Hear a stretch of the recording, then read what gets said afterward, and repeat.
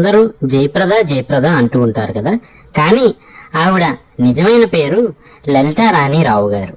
ఈవిడ 1962 ఏప్రిల్ 3వ తేదీన కృష్ణారావు నీలవేణి గారి దంపతులకు రాజమండ్రిలో జన్మించారు. జయప్రద గారికి ఒక అన్న ఒక చెల్లెలు ఉన్నారు.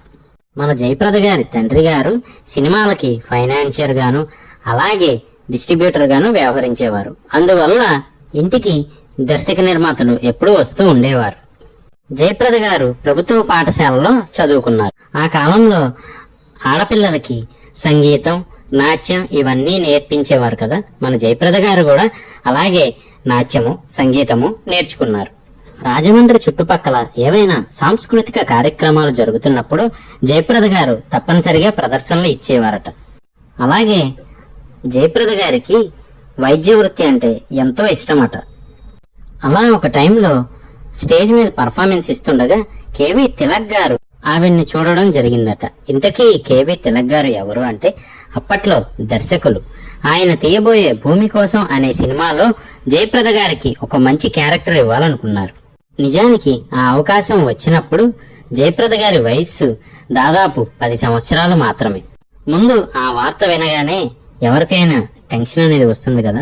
మన జయప్రద గారు కూడా అలాగే భయపడడంతో జయప్రద గారి తల్లిదండ్రులు ధైర్యం చెప్పి నటింపజేశారు. మొత్తానికి ఆవిడ భూమి కోసం అనే సినిమాలో నటించడం జరిగింది. అలాగే ఆవిడ క్యారెక్టర్ చాలా చిన్నది, దాదాపు 3 నిమిషాలు మాత్రమే ఆ సినిమాలో ఆవిడ క్యారెక్టర్ ఉంటుంది. అయినప్పటికీ కూడా ఒక మంచి గుర్తింపునిచ్చిందనే చెప్పాలి. మరి 10 ఏళ్ల వయసులో ఆవిడ నటించిన ఈ క్యారెక్టర్కి గాను ఎంత వచ్చింది అనుకుంటున్నారు రెమ్యునరేషన్? కేవలం 10 రూపాయలు. అంటే ఆ రోజుల్లో చాలా ఎక్కువనే చెప్పాలి. మరి మన జయప్రద గారికి ఆ పేరు ఎలా వచ్చింది అని మీకు అనుమానం వచ్చి ఉంటుంది కదా. దాని వెనక ఉన్న కారణం ఏంటి అంటే ప్రభాకర్ రెడ్డి గారు, ఆ రోజుల్లో వారందరికీ తెలిసే ఉంటుందండి. ప్రభాకర్ రెడ్డి గారు ఆయనకి ఒక మూవీ బ్యానర్ ఉందన్నమాట. అది ఏంటి అంటే గనక జయప్రద. అందుకని స్క్రీన్ నేమ్ గా ఆవిడ తొలి సినిమాలో జయప్రద అని మార్చడం జరిగింది. అప్పటి నుంచి ఇప్పటి వరకు ఆవిడ పేరు జయప్రదగానే అభిమానులకి తెలుసు. జయప్రద గారికి చిన్న వయసు నుంచి అన్న ఎన్టీఆర్ గారన్న, అలాగే గాన గంధర్వులు మన ఎస్పి బాలసుబ్రహ్మణ్యం గారన్న ఎంతో ఇష్టం. వీరిద్దరూ ఎప్పుడు రాజమండ్రి వచ్చినా ఖచ్చితంగా వెళ్లి కలవడానికి ప్రయత్నించేవారు. ఒకానొక సమయంలో మన గాన గంధర్వులు ఎస్పి బాలసుబ్రహ్మణ్యం గారు రాజమండ్రి వచ్చినప్పుడు ఆయన ఎక్కడుంటున్నారు ఏంటి అన్ని తెలుసుకొని ఆయన్ని కలిసి ఒక్కసారైనా మీతో స్టేజ్ మీద పాడాలని ఉంది అని చెప్పి ఆవిడ కోరికను వ్యక్తం చేయడం జరిగింది. ఆ సమయం వచ్చినప్పుడు తప్పకుండా పాడుదువు గాని అని చెప్పి ఆయన ఎంకరేజ్ చేయడం కూడా జరిగింది.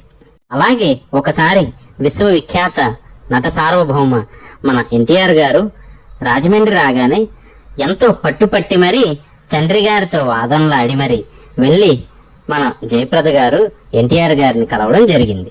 ఆ తరువాత జయప్రద గారు నటించిన భూమి కోసం సినిమాలోని ఆ 3 నిమిషాల వీడియోను వాళ్ళ నాన్నగారు ఎంతో మంది దర్శకులకు నిర్మాతలకు చూపించి మా అమ్మాయికి ఏదైనా వేషం ఉంటే చెప్పగలరు అని చెప్పడం జరిగింది. అప్పుడే రెబల్ స్టార్ కృష్ణరాజు గారితో ప్రభాకర్ రెడ్డి గారు తీస్తున్న మూవీలో హీరోయిన్ పాత్రలో ఎవరిని పెట్టాలా అని ప్రభాకర్ రెడ్డి గారు ఆలోచిస్తూ ఉన్నారు. ఆ టైంలోనే జయప్రద గారిని హీరోయిన్ గా ఎందుకు పెట్టకూడదు అని ఆయన ఆలోచించి ఆ విషయాన్ని వాళ్ళ నాన్నగారికి చెప్పడం జరిగింది. నిజానికి జయప్రద గారి తండ్రి గారు ఒక వేషం మాత్రమే అడిగారు, కానీ ప్రభాకర్ రెడ్డి గారు హీరోయిన్ రోల్నే ఇవ్వడం జరిగింది. కానీ హీరోయిన్ అంటే ఆ వేషం వెనక ఉన్న ఇబ్బందులు అవన్నీ ఆయన ఆలోచించగా ప్రభాకర్ రెడ్డి గారు ప్రతిదీ వివరంగా చెప్పి ఆవిడ్ని మొత్తానికి ఆ సినిమాలో హీరోయిన్ చేశారు. ఆ సినిమా పేరు నాకు స్వాతంత్రం వచ్చింది. నిజానికి ఈ సినిమాలో నటించే నాటికి మన జయప్రద గారి వయస్సు కేవలం 13 సంవత్సరాలు మాత్రమే.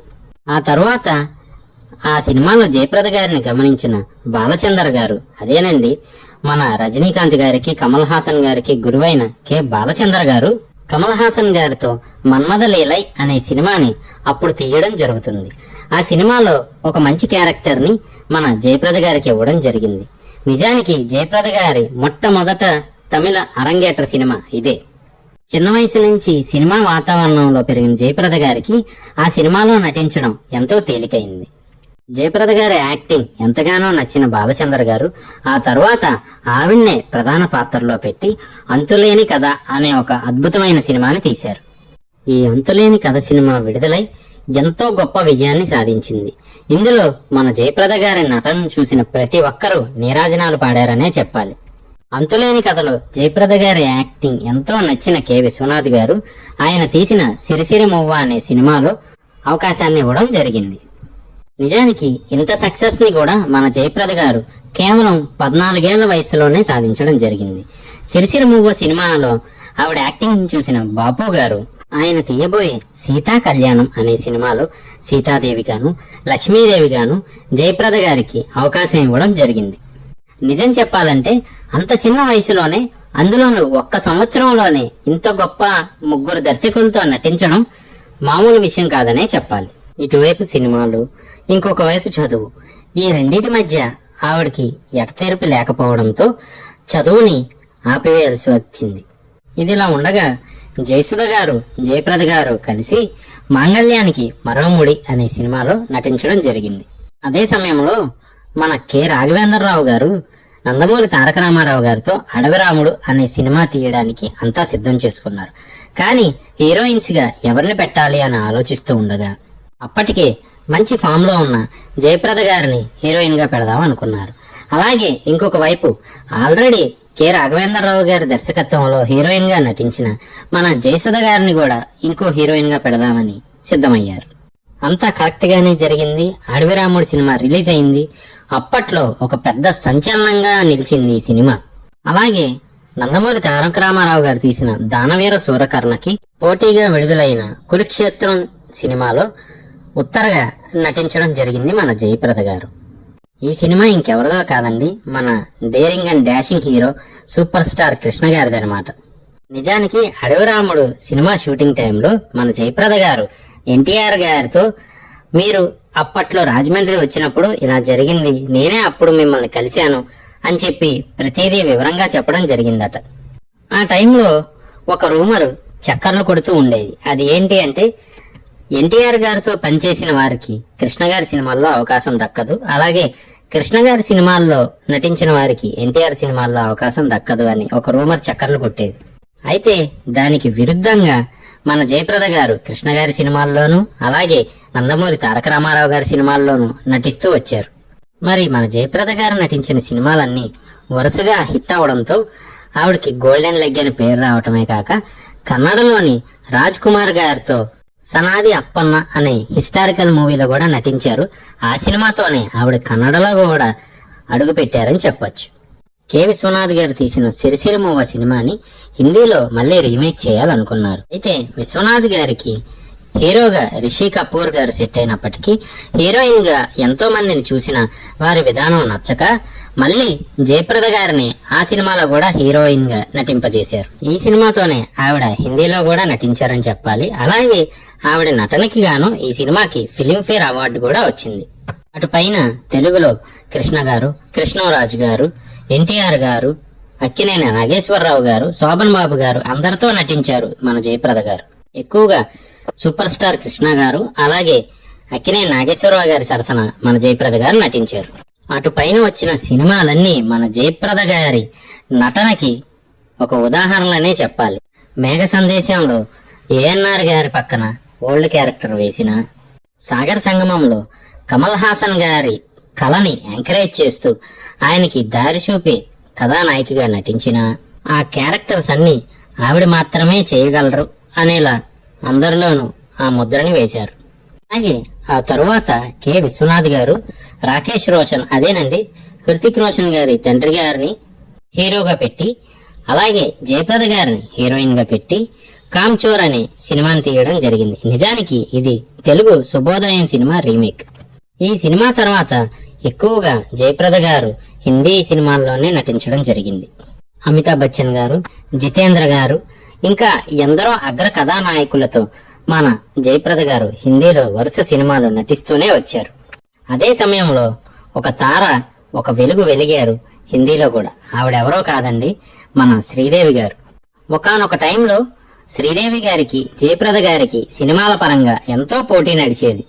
అటు పైన 1984 తర్వాత జయప్రద గారికి అవకాశాలు రావడం కూడా నెమ్మదిగా సన్నగిల్లాయి. ఆ తరువాత తెలుగుదేశం పార్టీ తరపున ప్రచారంలో పాల్గొన్నారు. అలాగే రాజ్యసభకు కూడా ఎన్నికయ్యారు. అంతేకాక తెలుగు మహిళా అధ్యక్షురాలిగా కూడా పనిచేశారు మన జయప్రద గారు. ఆ తర్వాత కొంత అంతర్గత విభేదాల కారణంగా ఆవిడ బయటికి రావడం జరిగింది. ఇటు పైన సమాజ్వాదీ పార్టీ తరపున పోటీ చేసి గెలిచారు. కొన్నాళ్ళకి ఆ పార్టీలో నాయకుల వల్ల అంతర్గత విభేదాల కారణంగా ఈవిడ ఆ పార్టీలో నుంచి బయటికి వచ్చి 2011లో ఈవిడే సొంతంగా ఒక పార్టీని పెట్టడం జరిగింది. అంతేగాక పోటీ చేసిన తర్వాత ఈవిడ ఓడిపోవడంతో ఆ పార్టీని కూడా రాష్ట్రీయ లోక్దళ్లో విలీనం చేశారు. అటుపైన పోటీ చేసినప్పటికీ గెలవలేదు. ఆ తరువాత బీజేపీ పార్టీలో జాయిన్ అయ్యారు మన జయప్రద గారు. మరి జయప్రద గారి వ్యక్తిగత విషయానికి వస్తే జయప్రద గారు 1986లో శ్రీకాంత్ నహతా అనే సినిమా నిర్మాతను పెళ్లి చేసుకున్నారు. నిజానికి జయప్రద గారికి ఇది మొదటి పెళ్లి అయినా శ్రీకాంత్ నహతా గారికి ఇది రెండవ పెళ్లి. మొదటి భార్యకి విడాకులు ఇవ్వకుండానే రెండో భార్యగా జయప్రద గారిని చేసుకోవడంతో జయప్రద గారు ఎన్నో విమర్శల్ని విభేదాలని ఎదుర్కోవాల్సి వచ్చింది. కానీ జయప్రద గారికి సంతానం కలగలేదు. అందువల్ల ఆవిడ చెల్లెలి కుమారుణ్ణి దత్తత తీసుకోవడం జరిగింది. ఆయన్ను ఒక తమిళ సినిమాలో హీరోగా కూడా పరిచయం చేశారు. జయప్రద గారు వెండితెరకి తన కుమారుణ్ణి పరిచయం చేసినప్పటికీ ఆయన సక్సెస్ సాధించలేకపోయారనే చెప్పాలి. కానీ ఏది ఏమైనప్పటికీ ఇటు సినీ జీవితంలో కానీ అటు వ్యక్తిగత జీవితంలో కానీ రాజకీయ జీవితంలో కానీ ఎక్కడా రాజీ పడకుండా ఆవిడ కర్తవ్యాన్ని ఆవిడ నిర్వహిస్తూనే వచ్చారు.